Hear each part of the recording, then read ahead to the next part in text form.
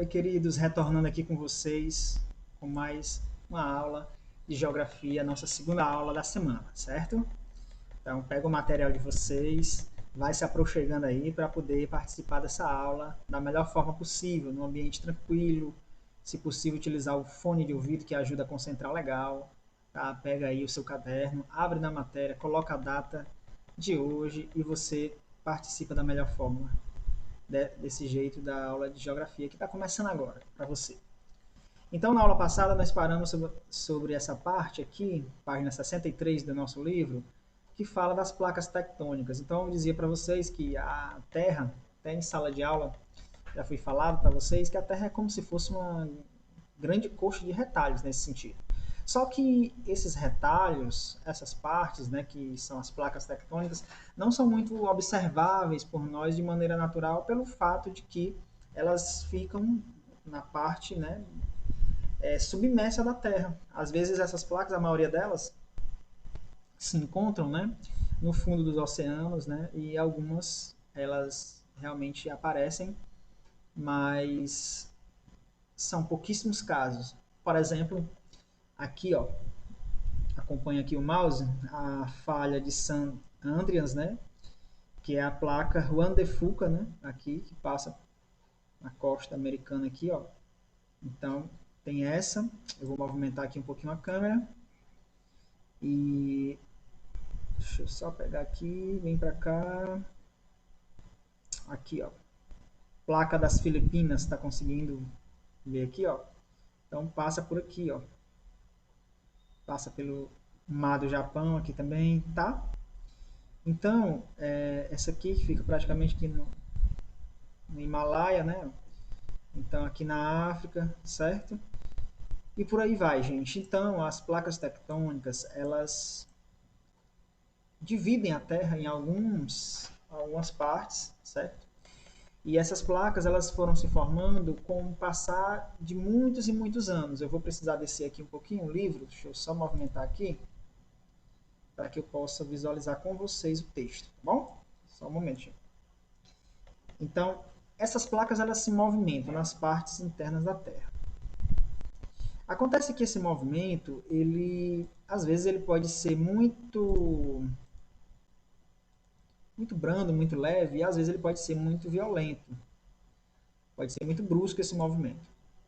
Nessas ocasiões em que o movimento das placas tectônicas vão ser muito forte, vão provocar abalos, certo? E esses abalos eles podem provocar aí os conhecidos, né, terremotos e até tsunamis, né, quando acontecem no fundo do mar, certo?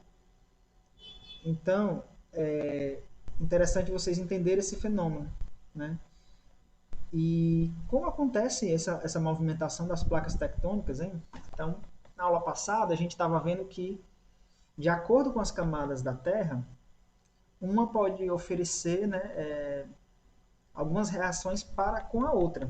Então, por exemplo, a gente falou do manto, né, na aula passada, e que nesse manto existem movimentos, né, convecções, né, e ele fica girando, né, na parte interna da Terra, o magma, né, que quando acontece esses abalos pode provocar, por exemplo, uma erupção vulcânica, né, e as placas tectônicas, à medida que elas se juntam, pode ocorrer, né, delas vibrarem de uma forma que provoque terremotos, se for no fundo do mar, tsunamis. E o manto, né, que está repleto de magma na parte interna dele, com o movimento, ele pode sair. E aí isso pode provocar, né, as erupções, pode provocar uma série de fenômenos que vai provocar, então, assim, esses terremotos, né, que podem acontecer, tsunamis também. Então, de suma importância vocês entenderem esses fenômenos que acontecem com a Terra, certo? Deixa eu descer aqui no texto um pouquinho. Então, aqui, a partir dessa página 63, vai falar para a gente um pouco desses movimentos, né? Que as placas tectônicas se movimentam. Então, tem um movimento divergente ou construtivo, né? Que elas se afastam. Então, um dos movimentos que essas placas que nós vimos acima fazem é o movimento de se afastar uma da outra, né? Não é tocar. O de baixo, aí sim, o limite convergente, que é o limite destrutivo, né? Provocando alterações nas duas placas que se confrontam. Então elas vão tocar, e na medida que elas se tocam, elas vão se deformar um pouco, né? E um exemplo desses movimentos é quando a placa oceânica toca, né, a placa, digamos assim, a placa continental, certo? Então, isso é um movimento natural, mas dependendo de como aconteça, né, provoca uma série de transtornos aí.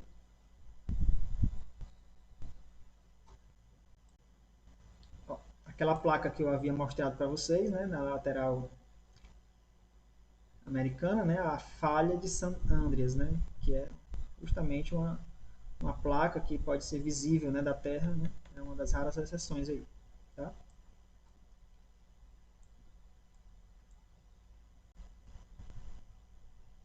Então, esse parágrafo aqui é interessante a gente verificar justamente o que é essa falha de St. Andreas, né?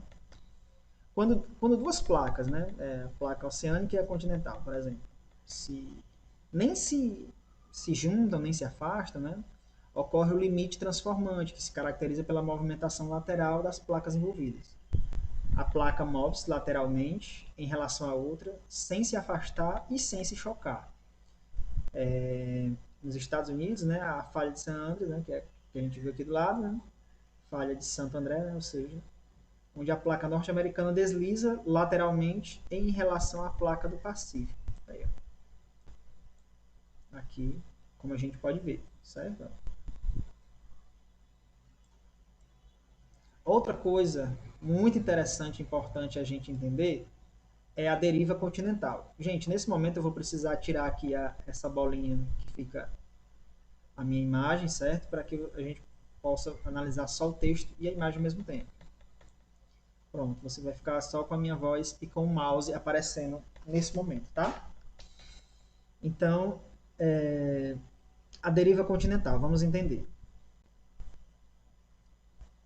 A crosta terrestre, a parte que nós vivemos, né, é sólida, né, é dura. E ela está está em cima do manto, que é aquela parte que eu já falei para vocês, que tem na composição dele o magma, né, que faz movimentos circulares e que aproveita-se de algumas situações onde tem algumas brechas para sair, né? E aí nessa saída ocorrem fenômenos como, por exemplo, pode acontecer, né, terremotos, pode acontecer erupções vulcânicas, tá certo? Então, o magma é um material pastoso, quente, com alta pressão e que, ao movimentar as correntes de convecção, né, os giros, provoca movimentação das placas tectônicas. Então, entendemos agora quem é que provoca esse movimento das placas tectônicas. É justamente o manto, né, que está na parte interna, né, interior aí da Terra, certo? Na parte onde, na camada que é o manto, certo? Essa deriva continental que nós estamos agora analisando aqui é uma teoria, né, que foi elaborada pelo cientista Alfred Wegener no ano século XX, aí no começo do século XX, no ano de 1912, juntamente com a teoria da tectônica de placas, que defende que há milhões de anos existia um supercontinente, que era chamado de Pangeia, certo? O único oceano. Segundo essa teoria, antigamente, há milhares e milhares de anos atrás, havia um único continente. Todos nós, né, fazemos parte de um único continente que, com o passar dos anos, mais milhões e milhões de anos, foi se separando aos poucos e gerou os continentes que nós temos hoje. Então, repetindo para você anotar aí, a teoria da deriva continental, né, fala que há milhões de anos havia um único continente chamado de Pangeia, certo? Com o passar dos tempos, cada continente foi se afastando uns dos outros por esses fenômenos, né, da teoria da tectônica de placas, né, que as placas vão se afastando com o tempo, e gerou os continentes que nós temos hoje. Aqui na página 65 é para que a gente possa entender como acontece o fenômeno do vulcanismo, né? Então, na verdade, que é um conjunto de fenômenos, né, lógicos que acontece quando há um derramamento do magma. E aí, quando esse magma sai para a parte externa do vulcão, não é mais magma, se chama lava, né? Que sai juntamente com fumaça e muitos gases, né? Em geral, como ocorre? Primeiro ponto, primeiro lugar, em áreas onde as placas tectônicas se afastam, né? Então, existe aí o limite divergente entre elas. Segundo ponto, em áreas onde as placas tectônicas se chocam, né, o limite convergente entre elas. E terceiro ponto, em pontos isolados localizados no interior das placas e por onde o magma transborda através das fraturas. Aqui nesse parágrafo a gente pode perfeitamente compreender o que é literalmente um vulcão, né, que é uma fissura, ou seja, é uma parte onde há uma falha, né, na crosta terrestre que se comunica diretamente ou indiretamente, direto ou indiretamente, com o manto, né? Então, é a parte que vai da parte externa, né, da crosta terrestre até o manto. Na verdade, é o lugar onde se conecta a crosta com o manto, né, que é onde fica o magma, da qual o magma extravasa e atinge a superfície, conforme os movimentos de convecção que nós vimos, né? Certo? Então, no vulcão existe a câmara magnética, né? Magmática, perdão, o local onde o magma se encontra, né? Pode localizar-se ou somente no manto, o manto na parte inferior da crosta. Então, tem o conduto, né, que é a chaminé, né, que faz parte do vulcão, que liga a câmara magmática e a cratera. E é por onde o magma passa quando o vulcão entra em erupção, certo? Então tem a cratera, tem o cone vulcânico, o dique, né? Cada uma dessas partes está detalhadamente aqui, certo? Você pode ver no seu material. Já aqui na página 66 nós vamos ver um pouquinho dos terremotos, né? Ou abalos sísmicos também, que é esse nome pelo qual é conhecido. São movimentos naturais que se propagam, né, por meio das vibrações que podem ser percebidas diretamente ou através de instrumentos. Então, aqui nessa imagem a gente tem aqui esse pontinho vermelho no centro aqui, ó. Então, digamos que em algum lugar da Terra exista, né, um ponto onde ocorre um abalo, né, pelo movimento do magma, né, pela movimentação das placas tectônicas. E aí, essa parte aqui, ó, a gente vai começar a ver que tem em cada setinha dessa aqui ligando, ó, o hipocentro, que é aqui, ó, o epicentro, certo? E aí vamos entender isso aqui, cada parte desse terremoto. O local interior da crosta terrestre onde o terremoto se inicia é chamado de hipocentro. Então, dentro da crosta terrestre, as ondas sísmicas são as vibrações que se propagam pela crosta. O epicentro é o local na superfície terrestre onde o tremor libera a maior quantidade de energia. Quando os terremotos ocorrem, os sismógrafos, equipamento específico, captam as informações, certo? Então aí passa, né, os dados para a população, certo? Existe a escala, né? Por exemplo, escala Richter, né? Indica a quantidade de energia, isto é, a magnitude liberada no hipocentro, né? Essa escala está estruturada em 10 graus, sendo que cada grau é 10 vezes mais potente que o inferior. Então, só para que vocês saibam aqui, ó, existe a tabela que fala, né, o que cada grau representa. Se um terremoto for de 1 grau, né, aqui na escala Mercalli, certo? Abalo imperceptível, registro realizado pelo sismógrafo. Então, a população praticamente não sente que ocorreu esse terremoto, certo? Agora vamos lá para o final. Se for de 12 na escala Mercalli, né? E se for menor que 8 aqui, ó, certo? Alterações na paisagem, destruição ou danos em todas as estruturas. Então pode provocar todo esse tipo de destruição, terremoto, de acordo com a potência, né? A potência desse terremoto, tá? Seguindo aqui, vamos adiante.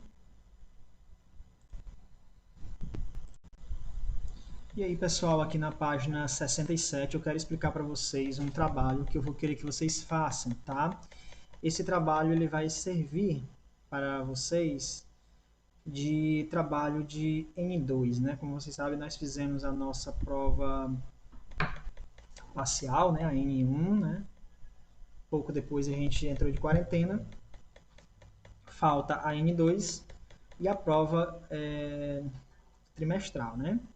Para N2 eu vou querer que vocês façam justamente o que está aqui nessa página 67, ó. Pesquisa no livro, certo? Vou colocar aqui meu rostinho aqui para vocês. Pesquisar em livros, revistas ou na internet imagens sobre consequências dos terremotos às populações nos últimos 100 anos. Tudo bem. Na data definida pelo professor, traga as imagens para a sala de aula e com seus colegas elabore uma linha de tempo dos terremotos no mundo. Esse trabalho, como nós estamos em quarentena, né, em isolamento social rígido aqui em Fortaleza, você vai fazer individual, certo? É um trabalho que eu quero que você pesquise, certo? Sobre os maiores terremotos que já aconteceram, tá, nos últimos 100 anos, e você construa uma linha do tempo. Você vai fazer esse trabalho, certo? No seu caderno, tá? Já que nós não sabemos, tomara que logo, mas ainda não sabemos, né? O dia que nós voltaremos, né? A aulas presenciais. Então você vai fazer no seu próprio caderno para que você possa, se precisar, eu pedi para que você tire fotos e mande, né? Por e-mail e tudo. Então, quem quiser fazer numa folha maior, fora do caderno também pode fazer, mas pelo menos, né, fazer no caderno. E eu quero que você faça uma linha do tempo com imagens, né, dos últimos terremotos que já ocorreram, né, os maiores terremotos que já ocorreram dos últimos 100 anos, como está escrito aqui nessa parte aqui, ó, do livro aqui na página 67, tá? E aí você vai ficar com isso já como uma atividade para casa. A gente está estudando esse tema agora, eu quero que você pesquise esse tema. E aí, como atividade para casa, é você começar a fazer esse trabalho, pesquisar, né? Fazer a linha do tempo. Você vai verificar como construir essa linha do tempo, certo? E da melhor forma que você puder. Se você quiser pintar, se você quiser desenhar, entendeu? Se você quiser pegar essas imagens e montar essas imagens, né? Pode fazer da forma como você achar melhor nesse sentido, tá certo? Então você vai construir uma linha do tempo própria por você e vai, no dia que eu marcar posteriormente, eu vou dizer a data e você vai apresentar a sua linha do tempo com imagens, né, e explicando, né, como aconteceu aquele terremoto, né, o que foi quais foram os danos que ele provocou na população, no lugar, o que foi que aconteceu através desse terremoto, né? Se foi só um terremoto mesmo, ou depois desse terremoto, se houve um tsunami ou não. Então, eu quero que você pesquise, né, e traga a maior quantidade de informações possíveis sobre esses terremotos que vocês vão pesquisar, tá certo? Não é só um terremoto, é todos os terremotos que aconteceram durante os últimos 100 anos. Você vai fazer essa pesquisa da mesma forma como está instruindo aqui, explicando no livro, certo? Você vai organizar esses dados e na data que eu marcar você vai apresentar. E você vai falar como aconteceu. Então você vai pesquisar essas imagens, aonde foi que ocorreu esse terremoto, né? Quais foram os danos causados, certas consequências para a população, né? O que ocasionou esse terremoto, tá? Coletar essas imagens e você vai explicar isso, né? No dia que eu marcar, certo? Se a gente precisar pegar essa nota logo antes da gente voltar da quarentena, então você vai apresentar essas imagens organizadas, né? Só a linha do tempo, tá bom? Mas se a gente daqui para lá já tiver voltado, aí você vai apresentar explicando também, certo? Você vai levar o seu trabalho e vai explicar. Tá bom, pessoal? Pois um abraço em todos, saudade de vocês, tá? Até a nossa próxima aula. Fiquem com Deus. Tenham cuidado aí, tá? Nessa quarentena. Tchau, tchau.